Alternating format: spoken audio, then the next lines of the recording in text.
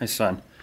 Anyways, we're in what is known to be Horseshoe Cave, Lovelock Cave, and I call it the Giant's Den.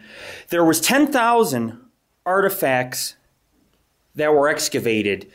And back in the early 1900s, there was two miners who were excavating about 150 to 250 tons of guano that was about 6 feet deep. The guano had preserved a lot of the artifacts. There was bones, giant skeletal bones of these creatures that were 7 feet, red-haired giants. And the story goes that back a couple thousand years ago, the Paiute Indians were being attacked and eaten by these giants. The giants would come live in this cave. They would come out. They would grab one of the Paiutes. They obviously would eat them because food was very scarce out in this region. Even though you could fish and you could hunt and you could collect carcasses of animals and small rodents, the probability of finding food in the winter was hard. So the Paiute tribe came to the region, discovered that this cave was a lair of various giants. This is factual. When they mined it, most of the bones were actually destroyed, leaving behind, remnants. But from the excavating, they had noticed from their study that the bone fragments were signs that the Paiutes were being eaten by these giants. Whether they are a relation to Sasquatch, we don't know. But it is a fact that these red-haired giants did exist. Their jawbone, the lower jawbone of these giants, is 3 times larger than the average human being. And what eventually happened is, and my belief is that 4,000 or 10,000 years ago that this race was living in these caves, whether they didn't make it to the Sears or however they got here. My theory is the Paiutes started coming to the area, making little villages along ancient Lake Lahontan, and intruded on these giants. And eventually they were getting to a degree where being eaten was a threat to their children in their villages.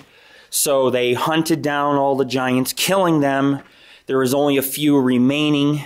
And what occurred from that point on, believe it or not, as we explore this cave, is they put sagebrush in front of the entrance, and they smoked and smothered them alive. Any of them that tried to escape, they shot with arrows.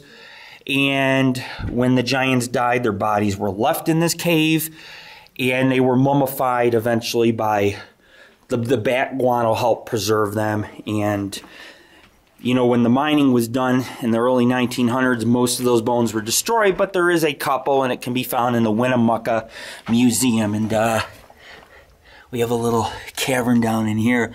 We're going to go ahead, we're going to take some EVPs and see if we can get any kind of paranormal phenomena. Obviously, there is energies here. These caves have been... The local Paiute Indians actually lived in these caves for a couple thousand years. And it's old. It's as old as Egypt. We're talking 2500 BC. We're talking all the way up to 9500 BC that these caves may have been used during the winter as a source of shelter. However, I believe that the red-haired giants that were native to this area, 7, 8, 9 feet tall, were eventually wiped clean by the Paiutes who came to this area. And they have a wood plank, which I'm walking on, that the state had put in for people who want to come here and, enjoy the cave. And you could still see, they found from excavating it, you could see how black it is because the Paiutes would burn their fires and cook their animals in here. And but it wasn't just that. When they had burned these red-haired giants alive, there was underneath the guano and excavation signs that sagebrush was burned, that the incident really happened, and there was also signs from the excavation that the red-haired giants were burned and smothered alive.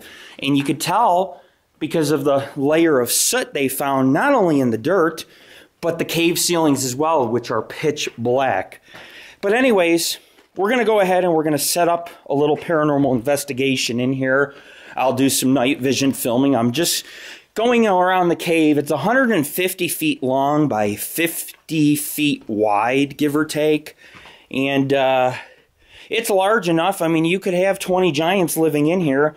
And my question would be was this an ancestor of Sasquatch? That's what Sasquatch is. It's a giant, hairy man.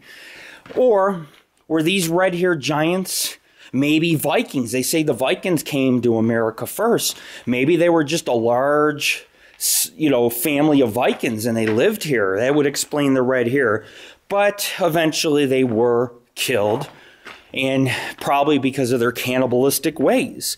But anyways, this is Lord Rick exploring what I call Horseshoe, well, they call Horseshoe Cave, I call the Giant's Den. And we will keep you posted on this awesome investigation. It's a limestone cavern. It was formed when the ancient dome collapsed and Lake Lahontan covered this area. Lake Lahontan was so deep that it only exposed a few peaks in the area. And those peaks were like little 10-foot islands. And if you look up here real quick, I will show you exactly what I'm talking about as we emerge. All these peaks you see were all underwater.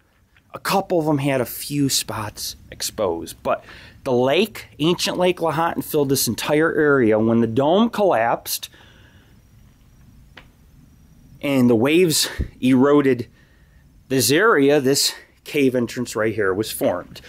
The oldest duck decoy, which there's a plaque, it says archaeological excavation of Lovelock Cave began in 1912, and archaeologists worked in dark, dusty conditions, and the guano miners obviously destroyed most of it, but together they excavated 40 storage pits inside the cave. Within one pit is a catch of an ancient duck decoys. These duck decoys, now it says here, 20,000 plus artifacts were recovered, but the duck decoy was almost, I believe, almost 10,000 years old, making it the oldest decoy in the world. And it says right here, it was discovered in 1911 by guano miners.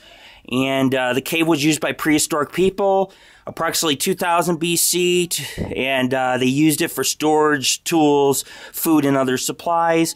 It doesn't talk much about the giants, but if I do find any plaques about it, we will talk about it further. Anyways, this is Lord Rick, your founder. We are here in the Great Basin. Oh yeah, baby.